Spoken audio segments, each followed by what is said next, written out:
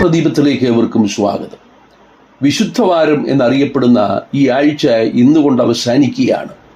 കഴിഞ്ഞ ഞായറാഴ്ച ഹോശന്ന, കർത്താവിൻ്റെ നാമത്തിൽ വരുന്ന രാജാവ് വാഴ്ത്തപ്പെട്ടവനെന്ന് കഴുതപ്പുറത്ത് കയറി യെരുശലേമിലേക്ക് യാത്ര ചെയ്യുന്ന കർത്താവിന് ഹോശന്ന പാടിയ ദിവസം മുതൽ യേശുക്രിസ്തുവിൻ്റെ ഉയർപ്പ് ദിവസം എന്ന നിലയിൽ ആദരിക്കുന്ന ഈ കർത്തൃദിവസം കൂടി കഴിഞ്ഞാൽ ഇനി അടുത്ത വർഷമാണ് പലരും ഈ ദിവസങ്ങളെക്കുറിച്ച് ഓർമ്മിക്കുന്നത്. അടുത്ത വർഷം വരെ വിസ്മൃതിയിൽ ആണ്ടുപോകുന്ന ദുഃഖവെള്ളിയും ഉയർപ്പുമെല്ലാം ഒരാചാരമെന്ന നിലയിൽ ആഘോഷിച്ചു കഴിഞ്ഞു. എന്നാൽ യേശുക്രിസ്തുവിൻ്റെ ക്രൂശുമരണവും പുനരുത്ഥാനവും എല്ലാം കേവലം ആഘോഷിക്കുവാനുള്ളതാണോ, അതോ നമ്മുടെ ജീവിതത്തിൽ ഒരു അനുഭവമാക്കേണ്ടതാണോ?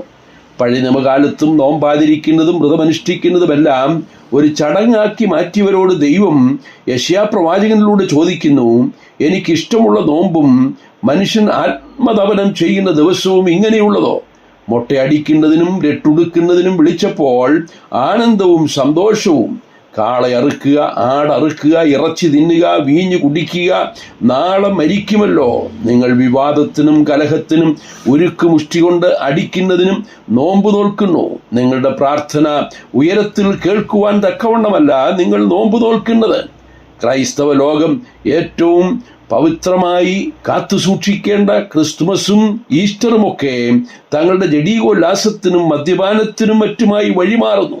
ദുഃഖവെള്ളിയിൽ അനുതാപത്തിനും പ്രാർത്ഥനയ്ക്കുമായി ജനം പള്ളികളിൽ നിറയുമ്പോൾ ഈസ്റ്റർ ഞായറാഴ്ച വളരെ ചുരുക്കം പേർ മാത്രം അതിരാവിലെ പള്ളികളിൽ കൂടുകയും നാമമാത്രമായ ചടങ്ങുകളിലൂടെ അത് അവസാനിക്കുകയും ചെയ്യുന്നു.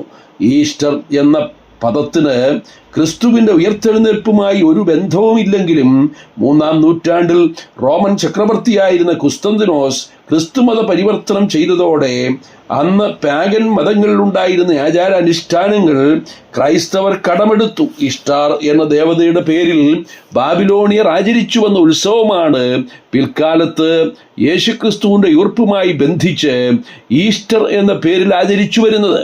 ആദിമവിശ്വാസികൾക്ക് ഇത് ഒരാഘോഷമായിരുന്നില്ല, ആത്മീയ സന്തോഷം പകരുന്ന ഒരനുഭവമായിരുന്നു. യേശുക്രിസ്തു പുനരുത്ഥാനം ചെയ്തു എന്ന് പറയുന്നത് ഒരു ചരിത്ര സംഭവമാണ്. ഇസ്രയേലിലെ ഒഴിഞ്ഞ കല്ലറയും അവൻ ഇവിടെയില്ല, അവൻ ഉയർത്തെഴുന്നേറ്റിരിക്കുന്നുവെന്ന് യേശുവിനെ അടക്കിയ പാറയിൽ വെട്ടിയ കല്ലറയിലുള്ള ശിലാഫലകവും യേശുക്രിസ്തുവിൻ്റെ പുനരുത്ഥാനത്തിൻ്റെ ശക്തമായ തെളിവുകളാണ്.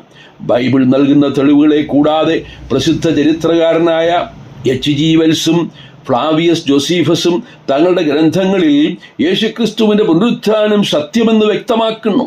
യേശുക്രിസ്തുവിൻ്റെ പുനരുത്ഥാനത്താൽ നമുക്കുണ്ടായ അനുഗ്രഹങ്ങൾ എന്തൊക്കെയാണ്? ഓരോ ക്രിസ്തു വിശ്വാസിക്കും ആത്മീയ പ്രചോദനം നൽകുന്ന അനവധി അനുഗ്രഹങ്ങൾ യേശുക്രിസ്തുവിൻ്റെ പുനരുത്ഥാനത്താൽ നാം പ്രാപിച്ചിരിക്കുന്നു. യേശുക്രിസ്തു ദൈവപുത്രൻ എന്നതിൻ്റെ ശക്തമായ തെളിവാണിത്.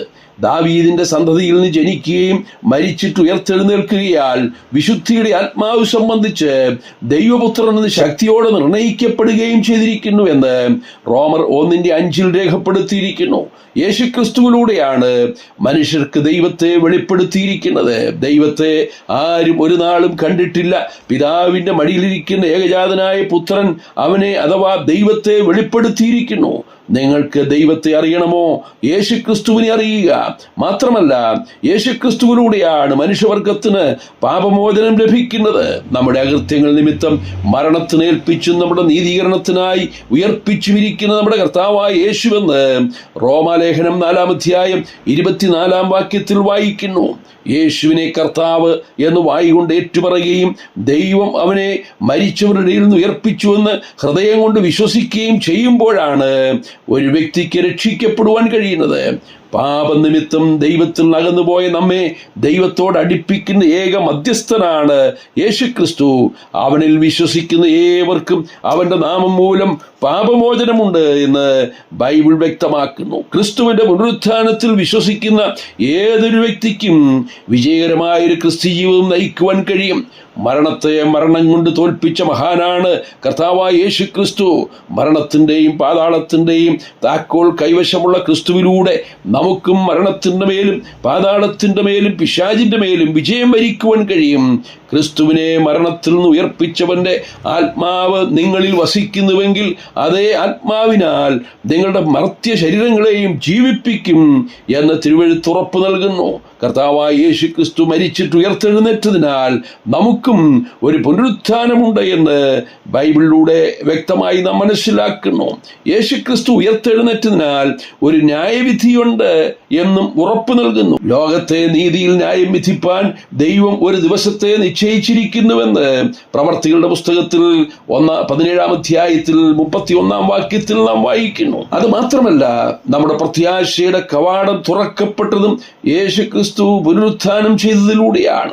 ഉയർത്തെഴുന്നേറ്റ കർത്താവ് സ്വർഗാരോഹണം ചെയ്യുമ്പോൾ ആകാശത്തിലേക്ക് നോക്കി നിൽക്കുന്ന ശിഷ്യന്മാരോട് ദൂതൻ ഇപ്രകാരം വെളിപ്പെടുത്തുകയുണ്ടായി: ഗലീലാ പുരുഷന്മാരെ, നിങ്ങൾ ആകാശത്തിലേക്ക് നോക്കി നിൽക്കുന്നതെന്ത്?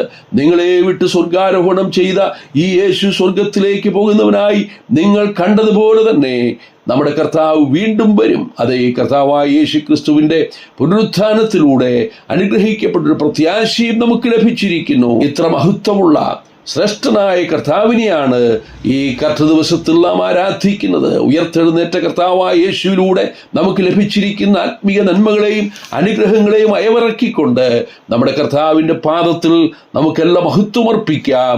കർത്താവിൻ്റെ നാമം ഇന്നും എന്നേക്കും മഹത്വപ്പെടുമാറാകട്ടെ. സ്വർഗീയ പിതാവേ, അങ്ങ് ഉയർത്തെഴുന്നേറ്റതിനാൽ ഞങ്ങൾക്ക് ലഭിച്ചിരിക്കുന്ന എല്ലാ അനുഗ്രഹങ്ങൾക്കുമായി ഞങ്ങളുടെ പാപങ്ങൾക്ക് മോചനം നൽകിയതുകൊണ്ട്, ഞങ്ങളെ ദൈവമക്കളാക്കി തീർത്തതുകൊണ്ട്, സ്വർഗീയമായ പ്രത്യാശ ഞങ്ങൾക്ക് നൽകിയതുകൊണ്ട് ഞങ്ങൾ അങ്ങേക്കെല്ലാം മഹത്വം അർപ്പിക്കുന്നു. ക്രിസ്തു യേശുവിൻ്റെ ധന്യമായ നാമത്തിൽ തന്നെ. ആമേൻ.